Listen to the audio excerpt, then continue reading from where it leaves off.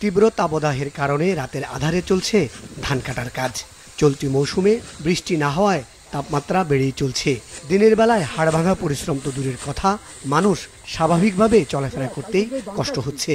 তাই সূর্যের তাপ থেকে বাঁচতে রাতের বেলায় ধান কাটার এই উদ্যোগ।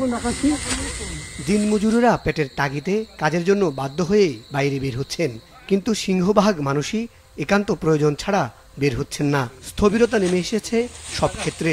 অতিরিক্ত গরমে দিনের বেলায় পারছেন না পাকা ধান কাটতে, তাই বাধ্য হয়েই ধান কাটার সময় হিসেবে রাতের বেলা বেছে নিয়েছেন অনেক চাষি। এই তাপদাহের ফলে এমনই বিপাকে পড়েছেন শরীয়তপুরের বোরো ধান চাষিরা। গত কয়েকদিন থেকেই জেলায় তাপমাত্রা 40 ডিগ্রি সেলসিয়াসের কাছাকাছি উঠানামা করছে, যা গত কয়েক দশককে ছাড়িয়েছে।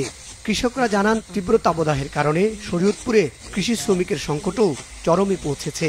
গত কয়েকদিন ধরে আগাম জাতের ধান পাকায় কৃষকরা কাটতে শুরু করেছেন। গরমের কারণে কৃষি শ্রমিকের অভাবে তারা ধান ঘরে তুলতেও হিমশিম খাচ্ছেন। ওয়ালটন ফ্রিজ কিনে অনেকের মতো আপনিও হয়ে যেতে পারেন মিলেনিয়াল। সেরা পণ্যের সেরা অফার।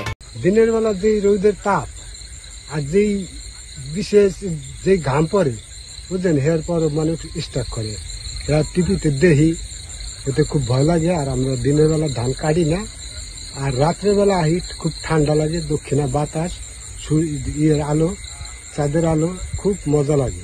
ধান কাটি রাতে ধান কাটি আমরা ভিজে গেছি, অনেক ভিজে গেছি, জমের ঘাম।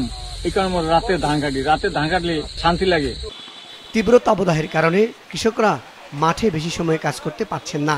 অনেক সময় কাজ করতে গিয়ে অতিরিক্ত ঘাম বের হয়ে যাওয়ায় অসুস্থ হয়ে পড়েছেন অনেক চাষি।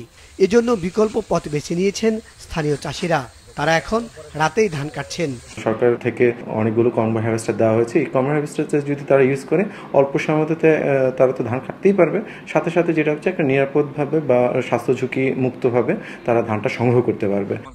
শরীয়তপুর জেলা কৃষি অধিদপ্তরের সূত্র জানায়, চলতি মৌসুমে জেলার 6টি উপজেলায় 25,526 হেক্টর জমিতে বোরো ধানের আবাদ করা হয়েছে। মুজাহিদ সাকিফ, মাছরাঙ্গা নিউজ ডেস্ক।